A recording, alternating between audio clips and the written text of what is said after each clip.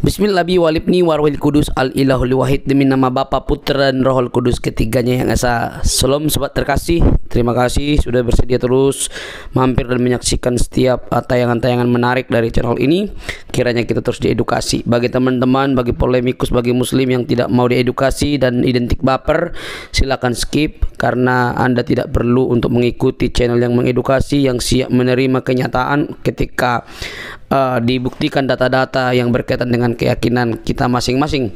Sobat terkasih, kali ini kita akan menyuguhkan kembali ya bagaimana polemikus yang satu ini yang sungguh besar suara, yang sesuka hatinya dan sembarangan untuk menafsirkan Alkitab, bahkan dengan tega ya, saya bilang tega karena dia bisa lompat sana sini dan mengabaikan konteks daripada teks yang sedang dia bicarakan. Ya hasilnya disukai banyak orang. Kenapa disukai? Ya karena tadi asal-asal saja gitu ya. Nah, kalau kita ditanya, kita sudah tahu bahwa apa yang disampaikan tidak pernah berbobot. Nah teman-teman, tidak perlu kepanasan, mari kita lihat dan dengar berikut ini. Jangan skip, ini dia videonya teman-teman. Yesus anak Maria ini anak manusia atau bukan? Saudara, jangan pura-pura bingung. Yang datang keluar dari Maria itu manusia atau bukan? Iya, manusia tetap. Yang datang kepada Paulus manusia atau bukan? Ini sebentar saya jelaskan konteksnya. Kalau Injil yang kuberitakan itu Injil manusia maksudnya. Bukan Injil manusia. Yang bukan dari Yesus. Yang dari Yesus itu kan manusia-manusia juga, pengajar-pengajar palsu. Bagaimana ceritanya? Bukan menerima dari manusia. Berarti bukan dari Yesus, berarti bukan dari anak Maria kan? Kata dirinya adalah Kristus. Berarti penyesat setelah Yesus menurut Yesus bernama Yesus Kristus. Berarti Yesus Kristus itu ada dua oknum, satu nama, dua pribadi, satu manusia, satu bukan anak manusia. Itu kawan. Lagi-lagi yang kamu ikuti, yang Kristen ikuti adalah Yesus yang adalah makhluk halus yang datang kepada Paulus yang bukan manusia.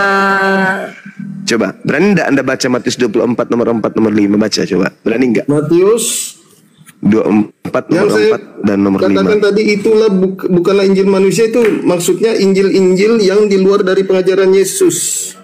Sekarang saya mau baca di Matius.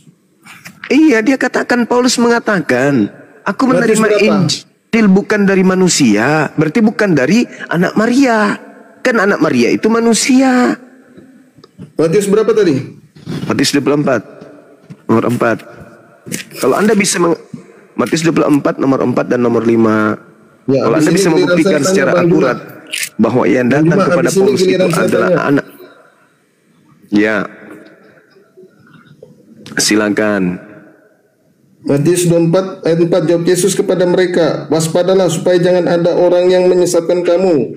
Sebab banyak orang yang akan datang dengan memakai namaku dan berkata, akulah Mesias, dan mereka akan menyesatkan banyak orang. Memang benar. Nah, sekarang aja zaman sekarang banyak pengajar-pengajar palsu, penyesat-penyesat palsu itu banyak. Sekarang menurut Yesus penyesatnya datang memakai nama Yesus dan mengatakan dirinya adalah Kristus. Kalau digabungkan berarti penyesatnya bernama Yesus Kristus. Betul tidak?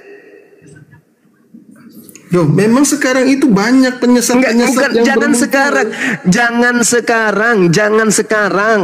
Kan itu ucapan Yesus kepada Bani Israel, bukan kepada orang yang ada hari ini. Yesus berkata kepada muridnya Bani Israel. Kenapa larinya ke sekarang? Yesus berkata kepada Bani Israel, Bani Israel muridku, waspadalah kepada penyesat yang datang kepadamu, sebab banyak orang akan datang dengan memakai namaku dan berkata, akulah Kristus. Dia akan menyesatkan banyak orang. Sekarang pertanyaan saya, menurut Yesus, berdasarkan dalil itu, penyesat itu bernama Yesus dan bergelar Kristus, alias Yesus Kristus, dan akan banyak menyesatkan orang. Nah, kebetulan Kristen ini disebut pengikut Kristus. Kristus mana yang diikuti oleh Kristen? Yang dimaksud Kristus yang anak manusia, tunggu. Kristus anak manusia atau Kristus makhluk roh? Kan kalian penyembah roh, betul? Ya. Betul kan? Nah, berarti kalian itu pengikut makhluk roh yang datang mengaku Yesus Kristus. Sedangkan Yesus anak Maria itu bukan makhluk roh. Yesus anak Maria itu adalah manusia. Makanya tadi saya katakan, coba Anda baca di dalam Yohanes 3 nomor 6. Baca. Bentar, sebelum Apa yang diperanakkan oleh roh adalah roh. Apa yang diperanakkan oleh daging adalah daging. Maria adalah daging, memperanakkan daging.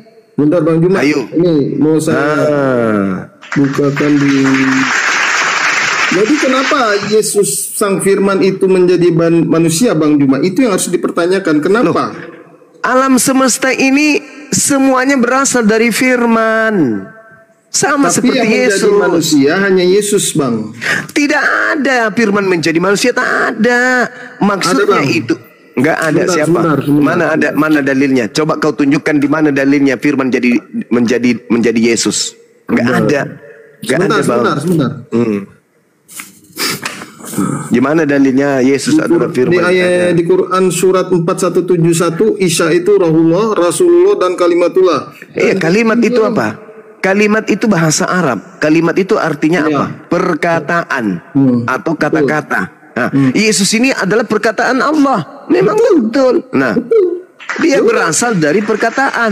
Iya, benar. Berarti sama dengan Injil Yohanes 1 ayat 14. Firman itu telah menjadi manusia dan diam di antara kita, dan kita telah melihat kemuliaannya, yaitu kemuliaan yang diberikan kepadanya sebagai anak yang tunggal Bapa, satu-satunya, tidak ada yang lain. Karena kata Yesus, kalau begitu, kalau tidak ada yang lain berarti tertolak yang datang kepada jalan Paulus. Kebenaran dan hidup. Tidak ada satu orang pun sampai kepada Bapa tanpa melalui aku. Hanya berarti Yesus. harus melalui dia. Berarti harus melalui dia. Jangan melalui makhluk yang datang mengaku Yesus Kristus di Paulus. Ayo. Paulus itu adalah rasul Yesus, Yesus sendiri yang Yesus memanggil dia, itu Yesus memanggil dia. lain. Itu Yesus lain, Cak Ayu. Yesus Alamak, ini lain. orang. Loh. Penyesatnya menurut Yesus datang dengan memakai nama apa?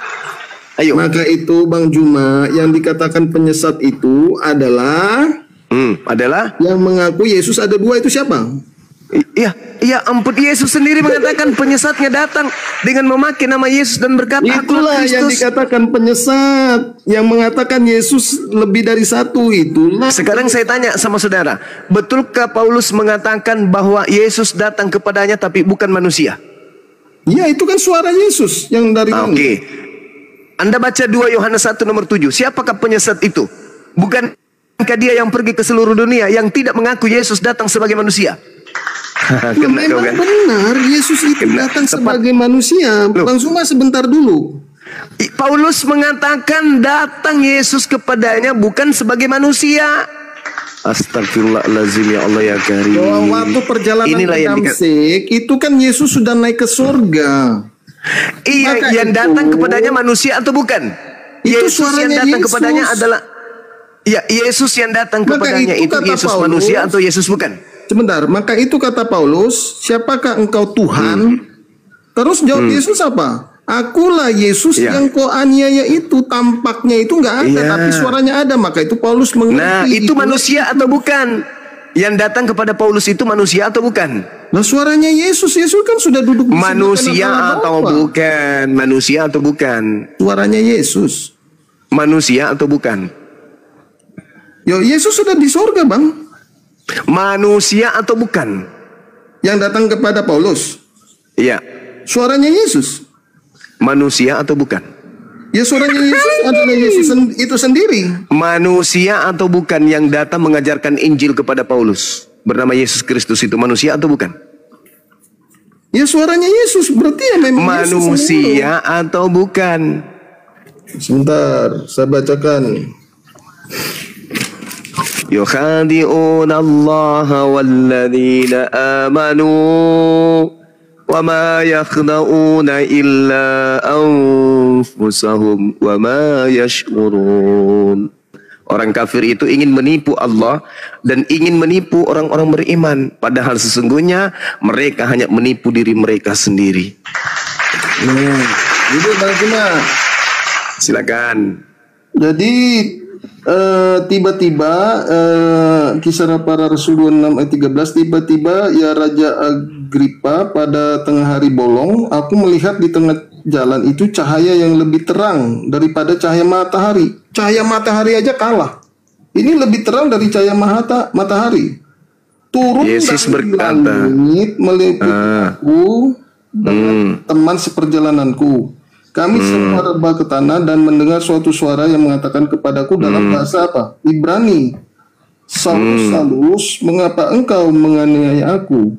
Sukar bagimu menendang ke galarang-sang, tetapi aku menjawab, siapakah engkau Tuhan? Lalu apa kata Tuhan? Akulah Yesus yang kau aniaya itu. Tetapi sekarang bangunlah dan berdirilah. Aku menampakkan diri kepadamu untuk menetapkan engkau menjadi pelayan dan saksi tentang segala sesuatu yang telah kau lihat daripadaku dan tentang apa yang akan kuperlihatkan kepadamu nanti. Aku akan mengasingkan engkau dari bangsa ini dan dari bangsa lain. Dan aku mengutus engkau kepada mereka. Untuk apa? Membuka mata mereka supaya mereka berbalik dari kegelapan kepada terang, dari kuasa iblis kepada Allah, supaya mereka oleh iman mereka kepadaku memperoleh pengampunan dosa dan kita mendapat bagian dan mendapat bagian dalam apa yang ditentukan untuk orang-orang yang dikhususkan. Itu Yesus anak Maria atau bukan? Iya. Dari mana Anda tahu? Tuh. Inilah aku Yesus yang kau aniaya itu. Iya, kan penyesatnya muncul mengatasnamakan Yesus, kata Yesus yang asli. Berarti intinya Anda tidak mempercayai kitab yang ditulis Paulus. Saya percaya bahwa itu adalah iblis yang menyamar Yesus. Anda baca Lukas 10 nomor 18, lalu kata Yesus kepada mereka. Sabar. Saya teruskan Anda dulu. katakan Yesus menyamar sebagai apa? Iblis menyamar sebagai Yesus. Bagaimana iblis berkata kepada iblis? Kisah para Rasul 6 ayat 18, untuk membuka mata mereka supaya mereka berbalik dari kegelapan kepada terang dan dari kuasa. Kamu ngerti nggak yang dikatakan iblis itu? Apa yang dikatakan? Berbicara tentang dirinya sendiri, Bang. Iya, jelas sekali iblis itu mengatasnamakan dirinya sebagai pembawa kebenaran. Tapi ketika Anda mengatakan Yesus mengatakan bahwasanya penyesatnya mengaku Yesus dan penyesatnya mengaku Kristus, itu sudah tergenapi. Ketika Anda mengatakan yang datang kepada Paulus bukan manusia tapi berupa cahaya, Lukas 10 nomor 18, Yesus sendiri berkata, aku melihat iblis jatuh dari langit seperti cahaya. Astrape. Bang, kata Anda yang berbicara kepada Paulus ini iblis yang menyamar. Oke, yes. Sekarang anggap aja Anda benarlah sudah. Iblis yang pasti benar. Pasti benar. Kenapa di kisah para rasul yang selanjutnya dibaca, untuk membuka mata mereka supaya mereka berbalik dari kegelapan kepada terang, dari kuasa kecil itu, Bang. Kepada Allah. Loh, kenapa kecil dia mengatakan dirinya? Dan kecil itu, Bang. Kecil itu tak ada apa-apanya. Dengarkan saya. Pengampunan dosa. Iblis nggak bisa mengampuni dosa manusia, Bang. Dengarkan saya, kawan. Dengarkan. Kau baca kisah para rasul 16 nomor 16 sampai nomor 18. Kamu tolong baca itu. Baca coba supaya Anda paham bagaimana cara iblis itu bekerja. Silakan Anda baca. Bantu saya, Anda baca. Anda baca kisah para rasul 16 nomor 16 sampai nomor 18. Bantu saya, Anda baca. Silakan Anda baca. Bagaimana cara iblis menyesatkan, itu di situ caranya, coba lihat. Dia mengaku Mesias begitu. Bukan. Anda baca kisah para rasul 16. Ya, habis ini saya bertanya ya. Iya, silakan. Yang Kristen lain yang boleh naik dong, bantu. Kisah para rasul 16 nomor 16 sampai nomor 18. Diinterogasi terus ini. Memang kata Yesus, ada ayatnya, berita salib memang suatu kebodohan itu bukan bagi Yesus, mereka yang akan binasa. Maaf ya, Bang. Itu perkataan Paulus, lagi-lagi perkataan iblis yang datang kepadanya yang mengatakan itu bukan Yesus anak Maria. Rasul berapa? 16 nomor 16 sampai 18. Ya, 16 sampai 18. Kisah para Rasul 16 sampai 18. 16 sampai 18.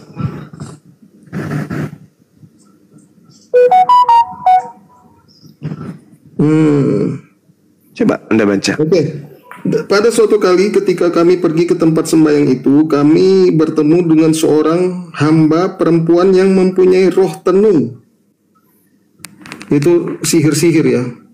Hmm. Dengan sihirnya tadi dia memperoleh penghasilan yang besar, ya bernubuat palsu lah apalah. Terus dia ini mengikuti Paulus.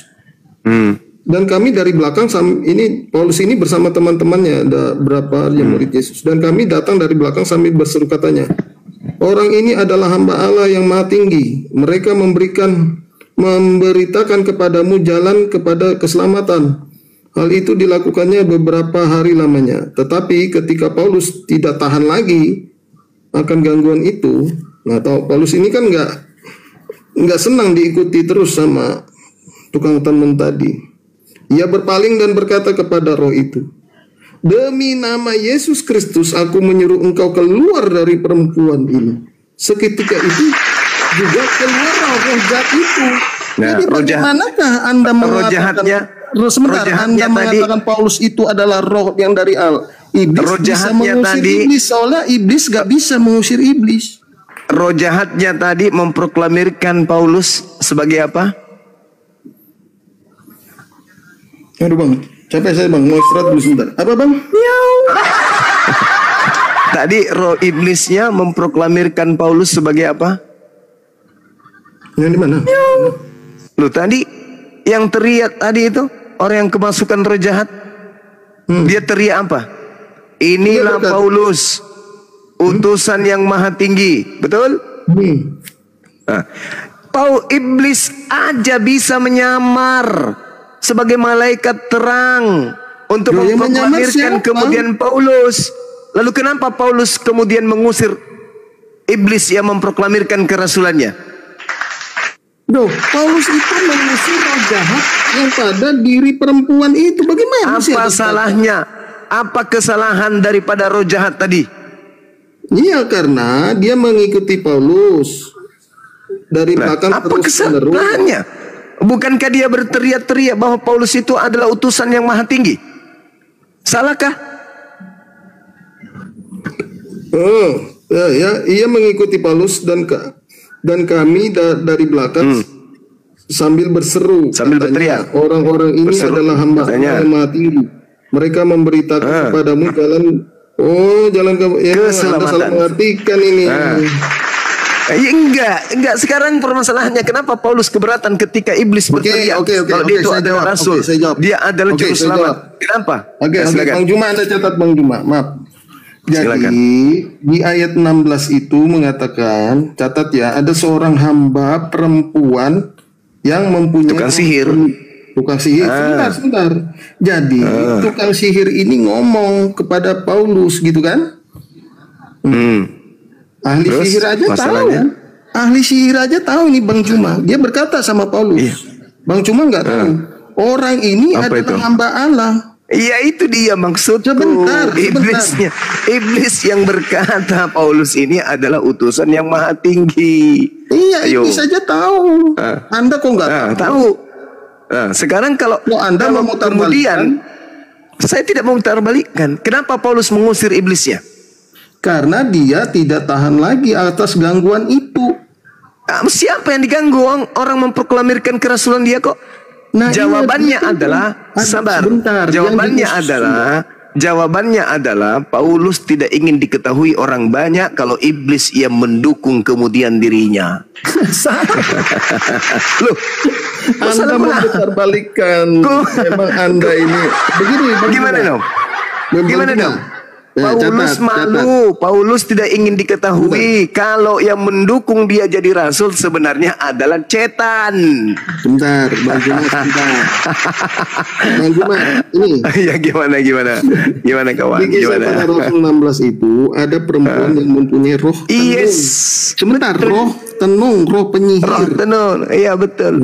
Terus? Berarti dia ini iblis. Seorang penyihir.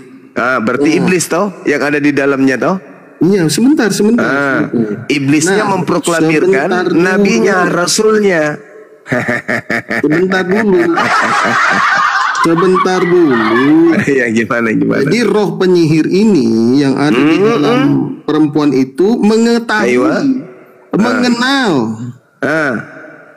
Kalau Paulus itu adalah rasulnya, utusannya. Iya, jadi roh iblis ini tahu. Seperti begini, waktu pada saat roh jahat itu mengenal Yesus adalah Tuhan, roh jahat mengenal. Iya. Waktu di kuburan itu. Nah, sekarang anak iblis, Tuhan, apa urusanmu dengan aku, katanya. Itu roh sekarang iblisnya mengenal. Iblisnya datang kepada Yesus, menguji Yesus atau memuji Yesus. Bentar, kita belum sampai ke sana. Ini tentang pengenalan. Bentar, jadi ketika iblis datang kepada Yesus, menguji Yesus atau memuji? Menguji atau memuji? Sedangkan di Paulusnya dipuji oleh majikannya. Bentar, Bang Suma, sebelum melompat ke sana kita bahas satu ayat ini dulu. Habis ini giliran saya nanya dah. Habis itu saya mau turun. Bang Suma. Enggak, jadi batal saudara Yosua dapat 15 juta, batal, enggak jadi. Enggak berhasil. 15 juta ya, Bang? Iya, kalau Anda mampu membuktikan bahwa yang datang kepada Paulus itu adalah anak Maria, 15 juta saya transfer. Tapi ternyata Anda nggak sanggup. Terima kasih. Iya, sama-sama. Pasal Rasul 16 itu kan ada seorang perempuan yang mempunyai roh tenung. Roh tenung ini iblis. Iya, berkata kepada Paulus. Anggap aja begitu kan, berarti dia ini mengenal. Sebentar, Anda arti mengenal tidak? Mengetahui. Tahu, saya tahu. Maka itu roh itu berkata, orang ini adalah hamba Allah yang maha tinggi. Berarti salah yang dikatakan Anda bahwa Paulus ini penyesat. Padahal roh iblis ini aja tahu. Dia berkata kepada Paulus, orang ini adalah hamba Allah yang maha tinggi. Terus kenapa Paulus keberatan? Kenapa Paulus marah? Iya, hal itu dilakukannya beberapa hari lamanya. Jadi dia mengikuti terus. Bagus dong. Ya, sebentar. Tetapi ketika Paulus tidak tahan lagi akan gangguan itu, ya terus diikutin tiap hari. Mungkin bosan. Dia berpaling dan berkata kepada itu. Benar. Ya kan, di sini kan Paulus. Nah, ini kita berbicara fakta. Paulus tidak tahan lagi akan gangguan itu. Dia berpaling dan berkata kepada roh itu. Jadi roh yang roh yang jahat itu diusirnya dari perempuan itu. Dengan demi nama Yesus Kristus, aku menyuruh engkau keluar dari perempuan ini. Seketika itu keluarlah roh itu. Jadi bagaimana mungkin si Paulus ini yang Anda katakan roh jahat mengusir roh jahat? Saudara, Anda baca buku Ayub, kitab Ayub nomor 1, bab 1 nomor 12. Maka firman Tuhan kepada iblis. Bang Juma, begini aja Bang Juma. Segala yang dipunyai. Satu aja Bang Juma. Anda kan introduksi saya terus. Sekarang saya mau satu aja tanya. Iya gimana kawan? Oke. Di dalam Quran surat 15 ayat 35, Allah berfirman kepada iblis, keluarlah dari surga karena kamu sungguh terkutuk. Terus di ayat 36, iblis berkata kepada Tuhan, ya Tuhanku, berilah aku tangguh sampai hari manusia dibangkitkan. Terus di ayat 37, Allah berfirman, kamu termasuk orang yang diberi tangguh. Tunggu dulu, Anda berbicara apa ini? Anda berbicara surah apa dalam Al-Quran? Quran surat 15 ayat 35, iblis itu kok ada di surga? Al-Hijr, Al-Hijr ya? Oke. Ya Anda coba lihat di dalam Ayub 1 nomor 12 tadi yang kubilang. Waduh. Ini ditanya Bang Zuma, Anda itu jangan bertanya terus. Enggak, jawabannya ada di situ. Ditanya. Sebelum Anda bertanya, jawabannya sudah saya sebut lebih dulu. Iblis datang ke surga, minta izin kepada Tuhan untuk mencobai Nabi Ayub. Itu ada dalilnya. Maka Tuhan berfirman kepada iblis, nah segala yang dipunyai Ayub ada dalam kuasamu. Hanya itu janganlah kan di dalam mengulurkan tanganmu. Jadi roh itu bukan kecil seperti di ruangan suatu Kemudian ruangan. pergilah iblis dari hadapan Tuhan. Anda jangan waktu itu jangan melihat di suatu ruangan, bukan begitu maksudnya. Kita nggak tahu itu pada saat Allah berbicara kepada iblis, apakah iblis itu ada di tempat yang lain atau jaraknya iblis jauh, kita nggak tahu. Iblis datang di hadapan Tuhan, kawan. Baca Ayub 1. Iya, pernah saya baca. Pernah. Iya, makanya kok pertanyaannya aneh kayak gitu. Oke. Sekarang Udah Saya ya? tanya berarti Udah iblis ya? ini yang Anda katakan kan ada di surga di Quran 15 ayat 35. Betul tidak? Iya. Lalu Iya, Allah berfirman, kepada iblis keluarlah dari surga. Terus dia kata iblis, ya Tuhanku, berilah aku tangguh sampai hari manusia dibangkitkan. Terus Allah berfirman, kamu termasuk orang yang diberi tangguh. Iya. Jadi iblis ini tetap di surga hari kiamat. Kawan, kan dia datang tadinya gini kan. Dia itu kan kelompok makhluk yang suci sebelum Adam dicipta. Mereka itu dari kelompok malaikat. Kemudian di antara mereka ketika diperintahkan untuk menghormat kepada Adam, ada yang tidak mau. Nah, Ada karena enggak- mereka sebentar, ada enggak perintah dia disuruh menyembah? untuk sujud kepada Adam, Ada perintah itu?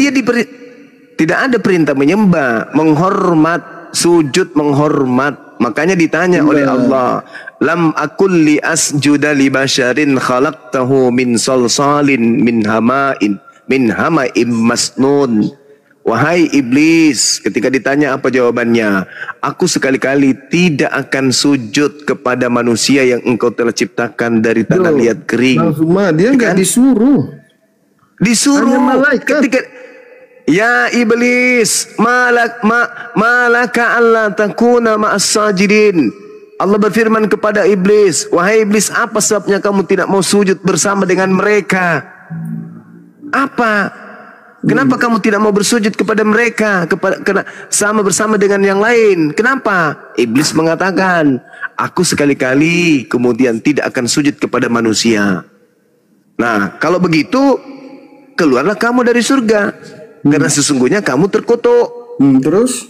Nah, lalu kemudian Allah mengatakan, kutukanku ini menimpamu sampai hari kiamat. Iblis menjawab, wahai Tuhanku, kalau begitu berilah penangguhan kepadaku sampai hari aku dibangkitkan. Nah, inilah yang datang kepada Paulus. Loh, sebentar. Iblis inilah yang panjang umur ini yang datang kepada Paulus. Bang Juma, ini saya catat. Ya, terus? Jadi iblis itu meminta kepada Allah untuk ditangguhkan. Iya, memang betul. Kenapa iblis itu meminta kepada Allah ditangguhkan dan iblis mengabulkan? Untuk apa? Loh kok iblis mengabulkan? Anda baca Iblis Kejadian 3. Anda baca Kejadian 3. Sebentar. Ya, Iblis supaya kan Anda bisa menerima jawaban saya. Karena kalau saya mengatakan di Al-Quran, Anda tidak akan mungkin percaya. Kejadian 5, Kejadian 3 nomor 15, di situ Tuhan mengatakan, ini Al-Quran. Saudara, Anda kan bertanya, kenapa ditangguhkan? Kan Anda bertanya, kenapa ditangguhkan? Jawabannya ada di Bible. Aku akan mengadakan permusuhan antara Di Al-Quran, Bang. Loh. Al-Quran itu wahyu Allah, bukan jawabannya di Bible. Anda tidak percaya keimanan Anda atau bagaimana? Saya percaya. Jangan ambil dari Bible. Coba. Kenapa bisa? Apa larangannya? Apa perintahnya? Katanya Anda tidak mempercayai Bible. Loh, saya percaya itu surat kabar kok. Nah, berarti Anda percaya tentang Bible. Ya, saya percaya itu surat kabar. Berarti Anda percaya tentang Bible. Ya, saya percayalah. Kenapa Kalau emang? begitu Anda mengakui Yesus Kristus anak Tuhan yang menjadi manusia. Saya percaya bahwa dia adalah hamba Tuhan yang menjadi manusia. Ya benar. Ya, memang betul. Terus masalahnya di Berarti mana? Anda sudah mengakui, Bang Zuma. Saya akui apa? Yesus itu adalah hamba yang diutus oleh Sang Bapa Ya, memang untuk datang betul. ke dunia ini untuk menebus dosa-dosa manusia, karena Bapa itu yang Maha Kudus, Maha Suci, nggak bisa turun ke dunia. Oh, enggak. Maka Itu salah, itu penipuan perkataan itu. Sang Bapa itulah yang menjadi Itu manusia. penipuan. Itu enggak ada. Seperti itu enggak ada. Di mana di dalam kitabnya Yahudi dikatakan Tuhan datang menjelma menjadi manusia untuk menebus dosa manusia, enggak ada. Nah, sekarang begini. Ketika Anda menolak Kejadian 3 nomor 15. Memang orang Yahudi Saya tidak jawab menerima, pakai Al-Quran. karena Saya jawab ahli pakai Taurat Al-Quran. juga itu Saya yang jawab pakai Al-Quran. menghukum Yesus disalib, ahli-ahli Taurat. Saya jawab pakai Al-Quran kalau gitu. Al-Quran mengatakan, qala bitu ba'dukum li ba'din adu walakum fil ardi mustaqarru wa mata'un ilahin. Allah berfirman, turunlah kamu kamu akan saling bermusuhan satu sama lain. Bumi Tadi adalah ditangguhkan. Ya iya kan ditangguhkan. Makanya umat Islam memahami bahwa iblis dan manusia itu bermusuhan, bukan kerjasama kayak di agamamu. Bentar Bang Juma. Begitu. Bang Juma. Apa? Tadi kan iblis meminta kepada Allah. Iya. Supaya ditangguhkan. Apa jawaban Allah? Kamu ditangguhkan. Berarti Iya, itu masih maka di surga, Bang. Maka itulah kemudian ditangguhkan. Adam turun ke bumi, dia juga turun ke bumi. Dulu, Bang. Sebentar dulu. Anda Apa ini orang? Anda bertanya, saya menjawab. Giliran saya menjawab sebentar dulu. Anda mau ngapain? enggak, Anda meloncat, Bang Juma. Saudara, dengarkan saya. Dengarkan saya. Adam dicipta oleh Allah. Sebelum dicipta, Allah mengatakan kepada para malaikat, termasuk iblis, wa is qala rabbuka lil malaikati inni ja'ilun fil ardi khalifah. Wahai makhluk langit, aku hendak menciptakan kemudian seorang manusia, seorang pemimpin, makhluk sebagai khalifah di atas muka bumi ini. Dari situ muncul kecemburuan. Kemudian dari malaikat yang ada di sana, hatinya membara. Kemudian mereka nggak suka mendengarkan berita itu. Maka kemudian ketika Adam dicipta, sebagian daripada malaikat yang disuruh ini kemudian tidak mau sujud. Itulah maka mereka kemudian yang tadinya Azazil disebutlah kemudian iblis. Jadi iblis itu sifat pembangkang. Maka ketika kemudian dia bersumpah, aku akan menyesatkan, akan membuktikan bahwa manusia itu sebenarnya lebih rendah derajatnya daripada aku. Aku lebih pantas jadi pemimpin, bukan mereka. Maka iblis minta penangguhan usia.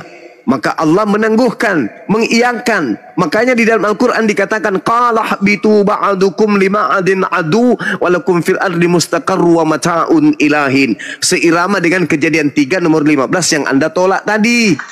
Kalau Anda menolak Kejadian 3 nomor 15 di mana Tuhan mengatakan, aku akan mengadakan permusuhan antara keturunanmu dan keturunan perempuan ini. Anda tolak itu kan? Maka saya larikan ke Al-Quran. Al-Quran juga mengatakan hal yang sama. Turunlah kalian dari surga ini ke bumi. Kamu akan saling bermusuhan satu sama lain antara keturunanmu dan keturunannya, keturunan iblis dan keturunan daripada perempuan itu, yaitu adalah Hawa. Itu aja pun. Sudah. Nah, apa lagi permasalahannya di mana? Jadi tadi kan iblis meminta penangguhan kepada Allah. Iya. Terus Allah, oke, setuju dah gitu kan? Iya. Nah, setelah ditangguhkan itu ceritanya gimana? Setelah ditangguhkan, ditangguhkan itulah yang terjadi. Manusia dan iblis bermusuhan sampai hari ini, bukan berteman kayak di agamamu, Cak Ayu. Inilah utusan dari yang maha tinggi yang menjadi juru selamat bagi kalian. Itu berteman namanya. Makanya Paulus tidak mau diketahui kalau sebenarnya dia itu utusan setan. Makanya setannya diusir. Hus, jangan sampai ketahuan kalau kita berkongsi. Itu maksudnya Paulus mengusirnya di Kisah 16 itu. Setan, lari kau di sini, bikin malu aja. Jangan di sini bro, nanti kalau mau ngopi di belakang layar. Jangan kau teriak bahwa aku ini utusan. Kau ini masa kau yang memperpamerkan saya sih setan. Itu maksudnya.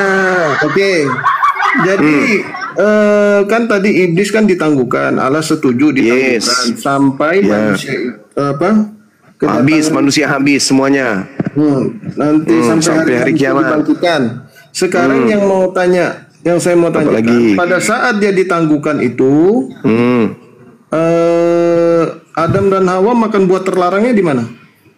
Iya di surga lah Cak Ayu. Di mana lagi? Apa lu pikir? Siapa yang menyuruh Hawa makan buah terlarang itu?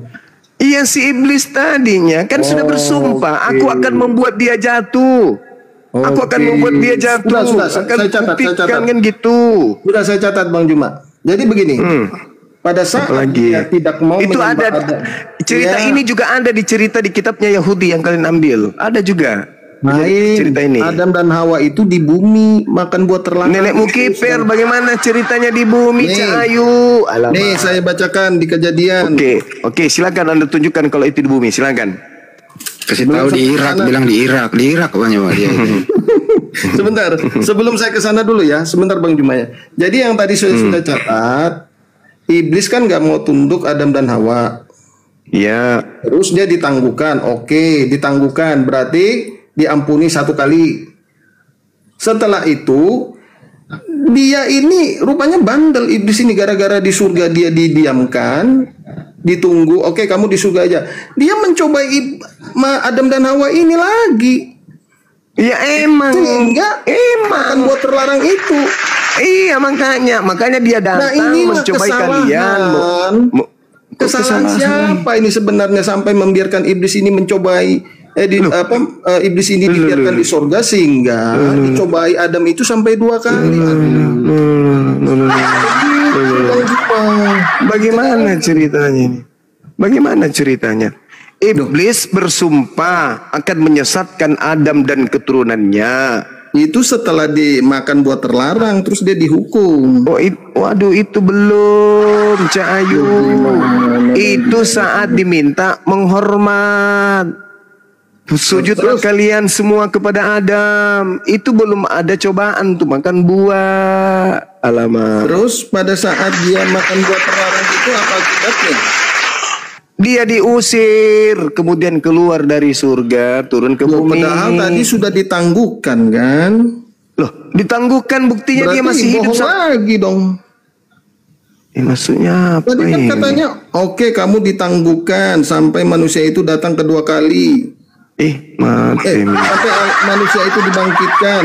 Kamu di sini. Iya, maksudnya itu ditangguhkan, kawan. Maksudnya iblis itu tidak dimatikan, iblis itu dipanjangkan umurnya sampai ke hari kiamat. Nah, terus pada saat Adam makan buah terlarang, kenapa dia diusir? Ketika Adam kemudian di dalam surga, iblisnya datang untuk membuat salah ya ceritanya ya. Yang benar yang bagaimana, kawan? Begini, kalau menurut kitab Taurat Yahudi, gimana ceritanya? Dari Taurat. Ya, tadi kan ada hubungannya, kata Yesus, aku dinubuatkan. Gimana? Gak ada hubungannya, gak ada hubungannya dengan Yesus, gak ada hubungannya dengan setan itu, gak ada. Apa hubungannya kejadian itu dengan Yesus? Lukas 24 ayat 44-45 harus digenapi tentang aku di kitab Taurat. Nabi-nabi. Tolong tunjukkan di Taurat mana tertulis Tuhan mengizinkan kemudian pembunuhan terhadap orang benar demi menebus dosa. Di mana? Justru di Taurat yang tertulis itu jangan kau bunuh Yesus. Keluaran 23 nomor 7 nomor 8. Ada nubuat tentang Yesus. Coba kau tunjukkan di dalam Taurat nubuat Yesus mati dibunuh untuk dosa-dosa orang Kristen. Di mana tertulis itu? Di mana? Yesaya 7:14, Yesaya 9. Itu bukan Taurat, Yesaya itu bukan Taurat. Cahayu. Di kitab Musa sebentar di Kejadian. Di mana? Kau tunjukkan di mana? Di mana? Pening juga saya menghadapi kawan saya.